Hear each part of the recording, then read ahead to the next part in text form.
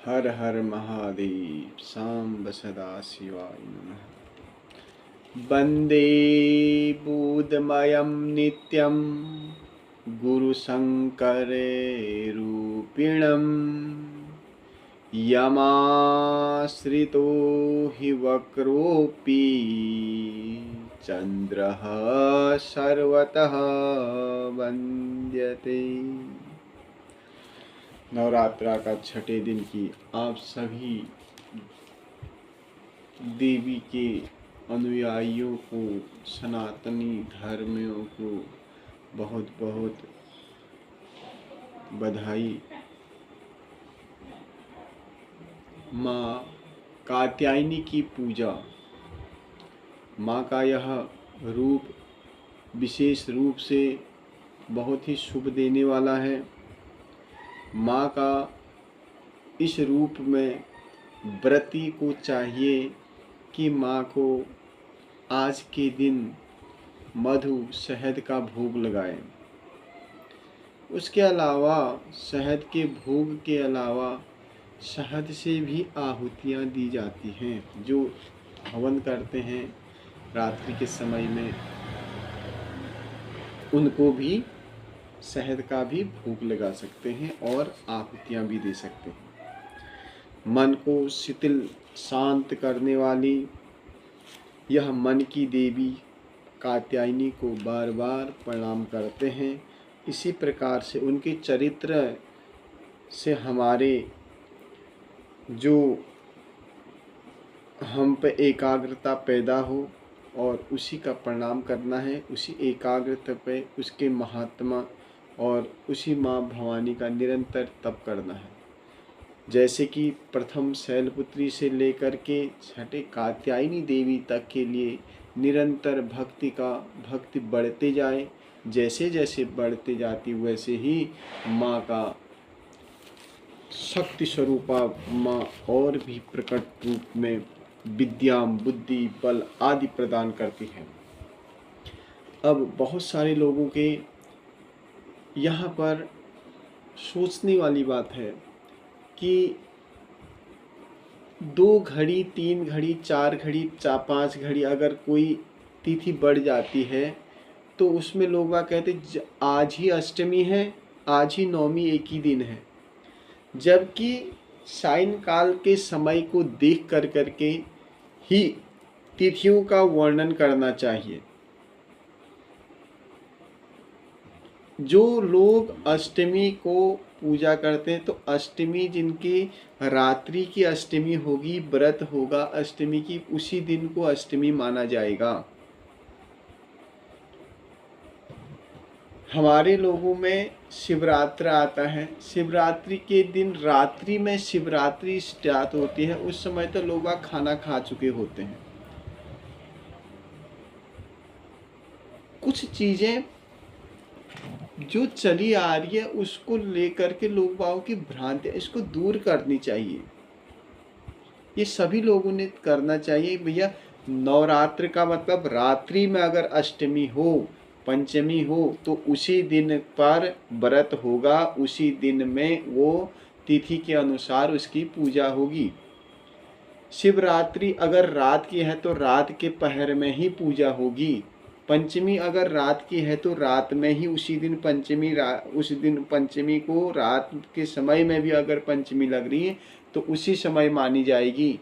इसी प्रकार नौमी दशमी, अब नौमी दशमी लोग अगर एक ही दिन है, सब लोग रोज अलग अलग है। जैसे कि आज चतुर्थी प्लस पंचमी, आज पंचमी का दिन है, कल छठवीं नवरात्रि है, परसों सप्तमी, फिर अष्टमी, फिर नौमी, दसवीं।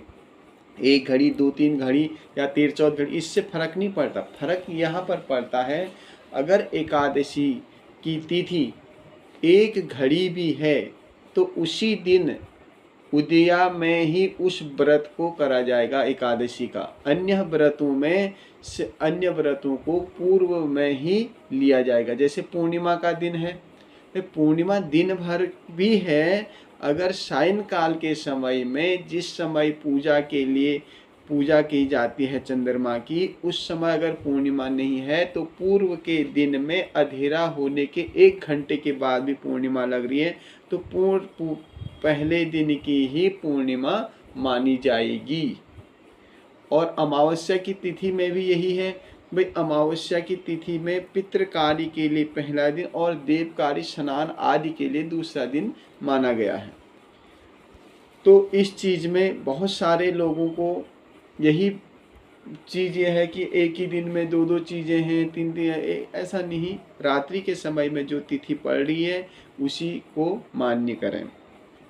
और इसके अलावा माँ के इस रूप का, अनंत शक्ति प्रदान करने वाली इस रूप की निरंतर ध्यान, व्रत और निर्वाण मंत्र से माँ का जाप करना चाहिए। माँ की स्तुति, माँ की यहाँ पर से स्तुति प्रारंभ हो जाती है। निरंतर कात्यायनी देवी को अगर प्रसन्न करना है तो माँ की निरंतर स्तुति करने से माँ बहुत प्रसन्न हो जाती है। अब स्तुति क्या है भाई, तुम अगर किसी को कुछ नहीं आ रहा तो भगवती के मानसिक रूप से, माँ तुम्हें कितनी नहीं आती संस्कृत भाई, नहीं या कोई चीज़ नहीं है तो ये थोड़ी कि माँ नहीं सुन रही, माँ तो सब जानती है। उसे कहते हैं, हे माँ तेरा रूप कितना सुंदर है, तू कैसे दानों को मारती है, कैसे हम जैसे लोगों को तू हमारी रक्षा करती है। माँ जो भी हूँ, जैसा भी हूँ, जैसी भी तेरी कृपा है, आपने मुझे यह शरीर, हष्टपुष्ट शरीर दिया, आपकी कृपा से ही सब कुछ रहा है। हे जगत जननी, हे भवानी, हे माता, आप ही सब कुछ हो। इस प्रकार से आप हिंदी में या अपनी क्षेत्रीय भाषा में माँ की स्तुति करें, माँ प्रसन्न हो जाएगी।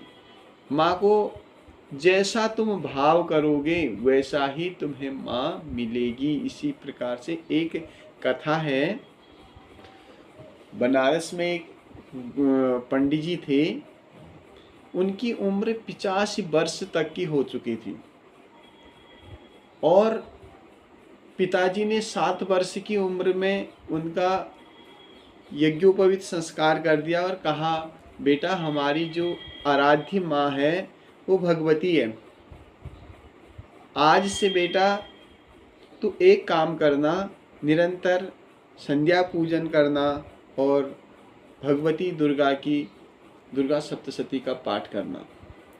पिता को ही गुरु मान कर करके इन ब्राह्मण देवता ने निरंतर माँ का ही रोज दुर्गा सप्तशती के पाठ करते थे।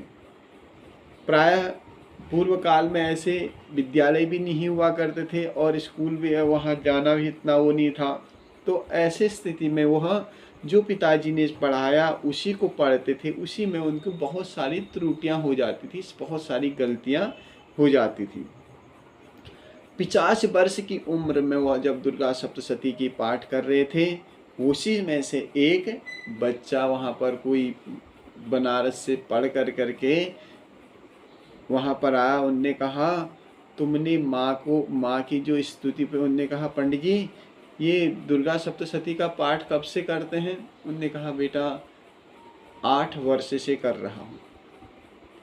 8 वर्ष से कर रहा, अब कितने हो गए? उन्होंने कहा 50 वर्ष पूरे हो चुके हैं। तो पंडित जी आपने जितना भी यह पाठ पूजन करा यह सब गलत है। आप स्त्रीलिंग में पुल्लिंग, पुल्लिंग में स्त्रीलिंग, इस प्रकार का पढ़ रहे हो, व्याकरण का बिल्कुल नॉलेज नहीं है, इस प्रकार से आपका यह करा कुरा सब गलत है। इस प्रकार कहा और उस ब्राह्मण देवता के शरीर में एक अचंभा सी ऐसी तेज से ऐसा हुआ कि वह बेहोश हो गया, वहीं पर नीचे गिर गए और बेहोशी हो गया। क्यों? क्योंकि अब मेरी यह जीवन में मेरा सार्थक नहीं हुआ। वो ब्राह्मण देवता रोने लग गए, मेरा जीवन सार्थक नहीं हुआ क्योंकि अब तो 50 साल की उम्र, अगर मैंने इतनी पूजा करी यह भी मेरा सही नहीं हुआ। तो वह रोने लगे और नीचे गिर गए। ऐसा देख कर करके वहीं पर भगवती आदिशक्ति कात्यायनी माता प्रकट हुई है और उन्होंने कहा, हे ब्राह्मण पुत्र, तुमने इस ब्राह्मण से किस प्रकार से शब्द कहे, यह मेरा परम भक्त है, अगर तू इतना विद्वता है तुझ पे तो मुझसे साक्षात्कार कर और मुझसे पूछ जो चीज़ है। उन्होंने कहा, मैया ये तो स्त्रीलिंग पुल्लिंग, कौन सी स्त्रीलिंग, कौन से पुल्लिंग? या संसार को तुमने देख रखा है, ये संसार को तुम ये मुझे ये मानता मैं स्त्री हूँ, मैं पुरुष हूँ? न मैं स्त्री हूँ, न मैं पुरुष हूँ। मैं भक्तों की रक्षा करने वाली, न मेरा कोई अंत है, न मेरा आदि है। मैं सब कुछ मैं ही हूँ और कुछ भी मैं नहीं हूँ।